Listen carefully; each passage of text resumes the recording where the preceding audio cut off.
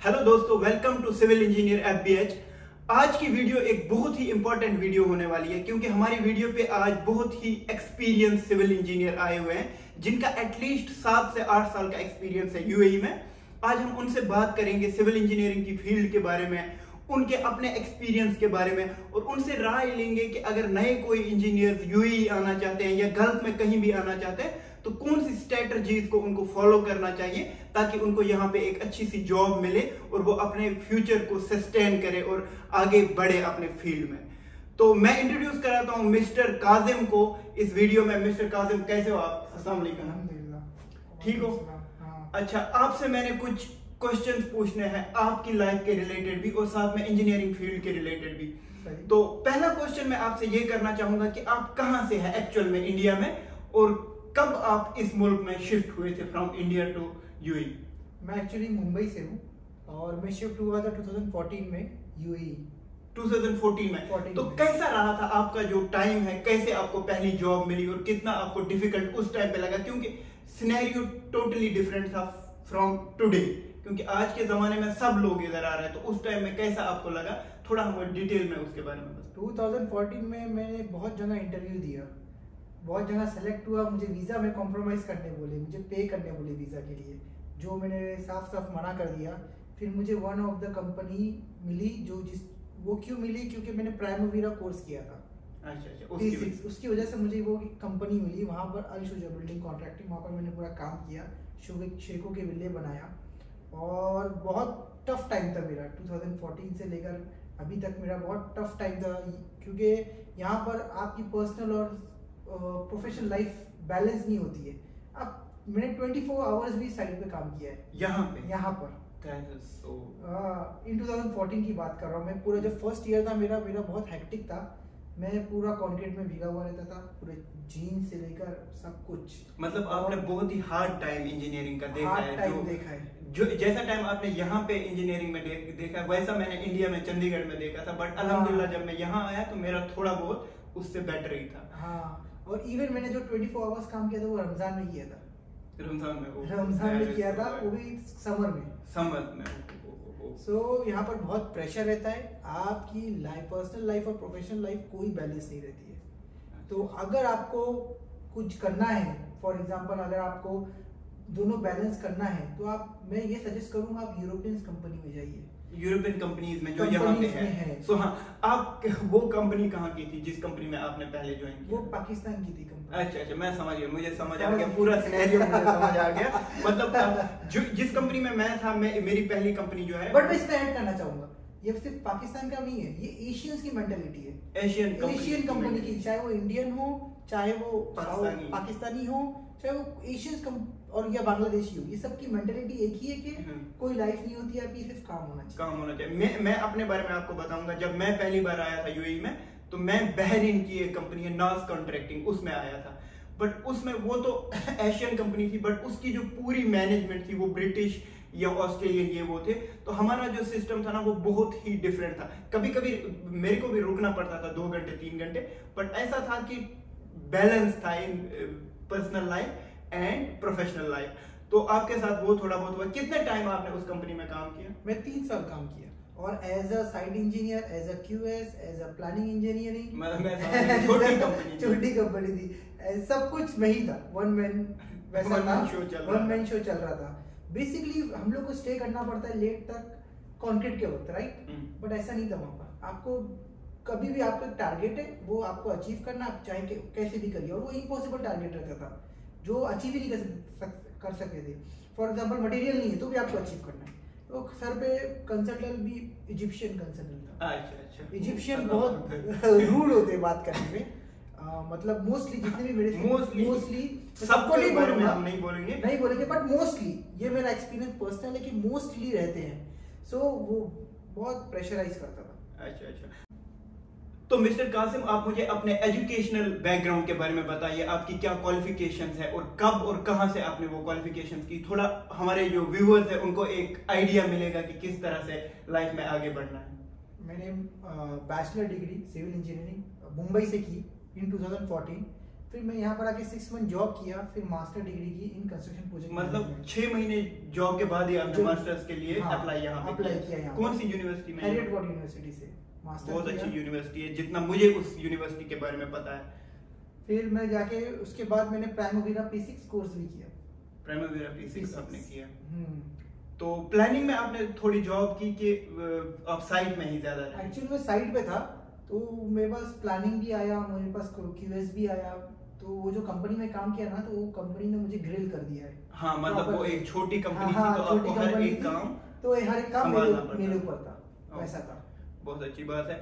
उसके बाद मुझे आप ये बताइए कि आपका एक्सपीरियंस कितने साल का है अभी टोटल यूएई में?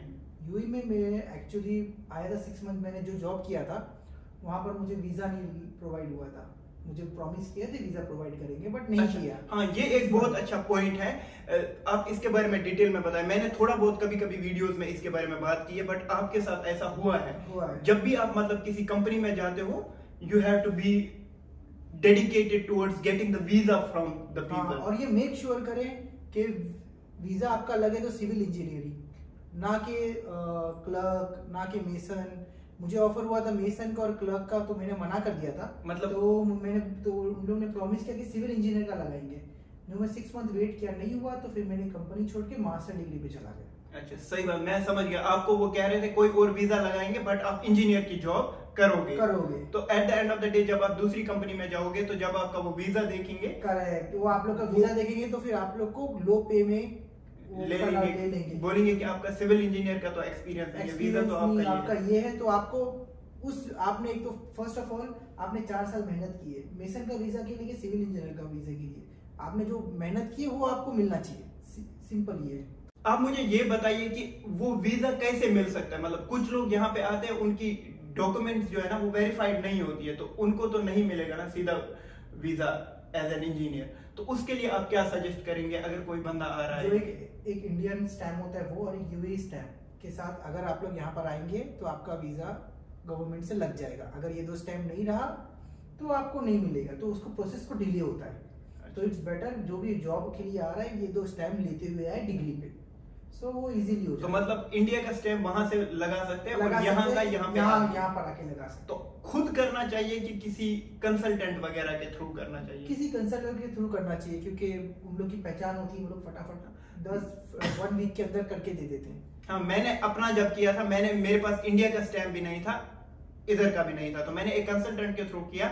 उन्होंने 500-600 दिरहम मेरे से लिए 15 दिन के अंदर Indian as well as UAE का स्टैम्प उन्होंने लगा के दिया। उसके बाद मैंने कंपनी को वो दे दिया, तो मेरा इंजीनियर का वीजा लग गया उसके साथ। तो ये एक बहुत ही अच्छी बात थी। अब मुझे आप ये बताइए कि टोटल एक्सपीरियंस के बारे में आपने बात की, आपका एक्सपीरियंस कितना, मुझे ये बताइए विद द टाइम आपका वर्क लाइफ बैलेंस कैसा हुआ? सेम ही रहा जो पहली कंपनी में था कि वो चेंज होता गया with the time, with your experience? Actually वो चेंज होता गया, क्योंकि मैं जब एशियन कंपनी से निकल के बाहर दूसरी कंपनी में आया, यूरोपियन कंपनी में, तो मैंने ये महसूस किया कि ये लोग वर्क कल्चर को लेके, पर्सनल लाइफ को लेके ये लोग बहुत बैलेंस है। जब मैं एक्चुअली एक इंसिडेंट बताना चाहूँगा। हम लोग का मैनेजर था यूके का आतिफ। मैं 8 to 5 मेरा वर्किंग आवर्स था, मैं 5 तक ऑफिस में था।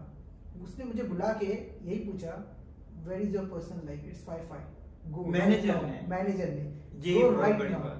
ये मैंने फर्स्ट टाइम एक्सपीरियंस किया, इवन आई वाज शॉक कि मतलब यार ये क्या हो रहा है। 24 घंटे मैंने इतना काम करते हुए आया है। जब मैं वहां पर था प्रीवियस कंपनी में, जो भी मेरा प्रीवियस एक्सपीरियंस था एशियन कंपनी में था, तो वहां पर तो मेरे को काम ही करना पड़ता था। इवन 6 बजे तक था, तो मैं 8-9 बजे तक तो आराम से साइड पे रहते ही था। तो ऐसा मैंने तो मतलब जो भी एशियन कंपनीज को छोड़ के, सारी नहीं, हम ये नहीं कहेंगे, हम कैटेगराइज नहीं करेंगे कि सारी ऐसी होती है कंपनियां, पर मोस्ट ऑफ द कंपनीज जो है वहां पे ऐसा माहौल होता है कि वो वर्क लाइफ को बैलेंस नहीं करते। तो हमको चाहिए, जब भी आप लोगों को हम ये सजेस्ट करेंगे, आप आते हो यहाँ पे तो कोशिश करिए किसी ऐसी कंपनी में जाने का जहां पे आपको लगे कि मैनेजमेंट में एटलीस्ट यूरोपियंस है, जो वर्क लाइफ आपकी बैलेंस करने के लिए आपको बहुत अच्छा लगेगा। नहीं तो आप हमारी तरह, मेरे साथ भी ऐसा हुआ है कुछ टाइम के लिए, बट विद द टाइम सब कुछ अच्छा हो गया था मेरे साथ भी। अब मुझे आप ये बताइए कि आपकी पर्सनल लाइफ अभी यहाँ पे कैसी है, क्योंकि आपको पता है कि Dubai one of the most favourite tourist destinations है, यहाँ पे बहुत कुछ करने को है। तो आप अपनी पर्सनल लाइफ में किस तरह से एंजॉय करते हैं वीकेंड्स पे, या अगर कभी लॉन्ग वीकेंड्स होते हैं, कोई नेशनल डे हुआ, ईद है या कुछ भी है, तो उन पे आप कैसे अपनी लाइफ को एंजॉय करते हैं, उसके बारे में। अगर 1 और 2 डेज की छुट्टी है तो फिर हम लोग चले जाते हैं मूवी देखने, दोस्त के यहाँ चले गए, खाए पिए। अगर 4 to 5 डेज छुट्टी है तो हम लोग ओमान चले जाते हैं। सो यहाँ पर है कि एक्चुअली इजी एक्सेस है डिफरेंट कंट्री जाने के लिए। सऊदी आप जा सकते हैं, आप ओमान जा सकते हैं, आप कतर जा सकते हैं। सो ये बेनिफिट है यहाँ पर रहने का। हाँ, स्पेशली अगर आप मुस्लिम हो तो आप उम्रा के लिए आसानी से यहाँ से जा सकते हैं। अगर 5 दिन की छुट्टी आपको मिली तो ये एक बहुत बड़ी ये है, आप समझ कह सकते हैं कि ये बेनिफिट है यहाँ पे रहने का। हाँ। और जब आपके पास यहाँ की एमिरेट्स आईडी होती है तो बहुत सारी कंट्रीज के लिए आपको ऑन अराइवल वीजा हो जाता है, वो भी एक बहुत बड़ा बेनिफिट है। तो अब मुझे आप ये बताइए कि आप जो हमारे व्यूअर्स हैं उनको क्या सजेस्ट करेंगे कि किस तरह से वो अपने फील्ड में आगे एक्सेल करें। अगर वो यूएई में आ रहे हैं तो क्या उनको करना चाहिए, कौन से स्टेप्स लेने चाहिए, यूएई नहीं किसी और गल्फ कंट्री में आ रहे हैं वहां के लिए क्या, जो भी आपका एक्सपीरियंस है वो थोड़ा नटशेल में 2-4 मिनट में आप अपने व्यूअर्स के लिए बताइए। मैं ये बोलना चाहूंगा कि आप इतना बॉडी को वो कर लो कि गर्मी बर्दाश्त कर सके। मई जून जुलाई की यहाँ पर 3 मंथ की बहुत बेकार गर्मी पड़ती है, 50+ क्लाइमेट रहता है। सो आप वो गर्मी बर्दाश्त कर सको और अपनी स्किल्स को इम्प्रूव करो। चाहे वो QS की फील्ड हो तो इम्प्रूव करो, P6 की फील्ड हो तो इम्प्रूव करो, और अगर साइड पे हो तो टीम लीडिंग की क्वालिटी होनी चाहिए। लीडर बन के आपको आगे बढ़ना है तो वो क्वालिटी होनी चाहिए। अब प्लस आपकी जो फील्ड है उसके हिसाब से आप वर्कआउट करो। सो बहुत इजी रहेगा आपके लिए और बेटर। एक्चुअली छोटी कंपनी से स्टार्ट होता है ना तो ये एक आपके लिए बेनिफिट होता है, क्योंकि आप डिफरेंट फील्ड में आप माहिर हो सकते हो। तो अगर वो एक्सपीरियंस मिल रहा है तो डरो मत, ले लो, तो वो आपको बूस्ट करेगा फ्यूचर के लिए। तो आपको इन फ्यूचर बहुत ज़्यादा प्रेशर आएगा तो आपको कम ही लगेगा, क्योंकि आप उसके लिए प्रिपेयर हो। बहुत अच्छी बात है ये।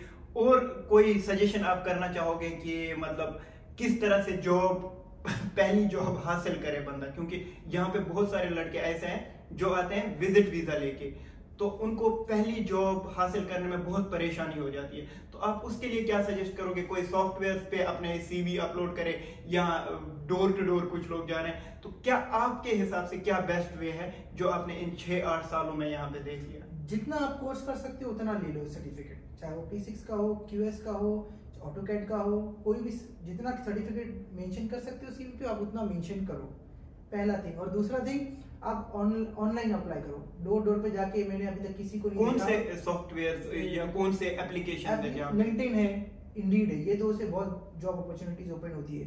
लिंक्डइन में फीड में आप देख लिए और इंडीड में आप देखते रहिए, बहुत सारी जॉब अपॉर्चुनिटी ये दोनों में आती रहती है। तो अप्लाई करते रहे बस। इंटरव्यू के लिए आप क्या कहना चाहोगे कि इंटरव्यू, मेरे को ऐसा क्वेश्चन मिलता है कि इंटरव्यू हिंदी में होगा या इंग्लिश में, इंटरव्यू में क्या क्वेश्चंस पूछे जाते हैं, इसके बारे में अगर आप थोड़ा सा डिटेल में बताएं। इंटरव्यू के लिए अगर आपको क्वेश्चन आते हैं, आपसे अगर इंटरव्यूअर क्वेश्चन पूछ रहा है, आपको आते हैं, आप डायरेक्टली बताओ। इनकेस नहीं आ रहे हैं तो आप उसको घुमाओ मत, वो समझ जाता है कि मतलब आपको नहीं आ रहे हैं। सो आप क्लियरली, मेरा जो पर्सनल एक्सपीरियंस है, जो मेरे से पूछा गया इंटरव्यूअर ने कि क्वेश्चन, तो मैं नहीं बोल पाया तो मैंने उसको बोल दिया मुझे नहीं आता है, तो उसने मुझे क्लियरली एक्सप्लेन किया, तो मेरा एक्चुअली वहाँ पर सिलेक्शन हो गया। तो हालांकि आपको कुछ क्वेश्चंस नहीं भी आते हैं, तो वैसा नहीं है, आपको सब आनी चाहिए, क्योंकि आप लोग भी ह्यूमन बीइंग हो, हम लोग भी ह्यूमन बीइंग है, किसी को सब नहीं आ सकता। ये बहुत अच्छा पॉइंट है। ये जरूरी नहीं होता है कि एक इंटरव्यू में आपको हर एक क्वेश्चन आए, वहां पे आपकी बॉडी लैंग्वेज देखी जाती है, आप जो बात करते हो उससे उनको पहले ही पता चल जाता है कि आपका एक्सपीरियंस किस हिसाब का है। तो आपको घबराना नहीं है, जवाब देते रहना है, उसी में से वो इवेलुएट करके आपकी पर्सनैलिटी और आपके एक्सपीरियंस को वो जाके देख लेंगे और उसी बेसिस पे वो आपको सेलेक्ट या नहीं सेलेक्ट करेंगे, ना कि इस बेसिस पे कि आपको 10 में से 10 क्वेश्चन का जवाब पता होना चाहिए। तो थैंक यू कासिम भाई, आज की वीडियो में आने के लिए आपका बहुत ही शुक्रिया। मैं बहुत दिनों से आपसे कांटेक्ट कर रहा था कि इस वीडियो के लिए आप मेरे पास आए, क्योंकि बहुत सारे हमारे यहाँ पे लोग हैं जो एक्सपीरियंस लोगों की मेरे साथ होती हुई बात देखना चाहते हैं और उससे कुछ फायदा लेना चाहते हैं। तो आपका मैं थैंक यू फिर से करूंगा। आगे अगर कोई क्वेश्चन हमारे पास, हमारे जो व्यूअर्स हैं उनके आए, तो मैं आपको फिर से बुलाने की जहमत कर सकता हूँ। उसके लिए आप रेडी रहिए। Thank you.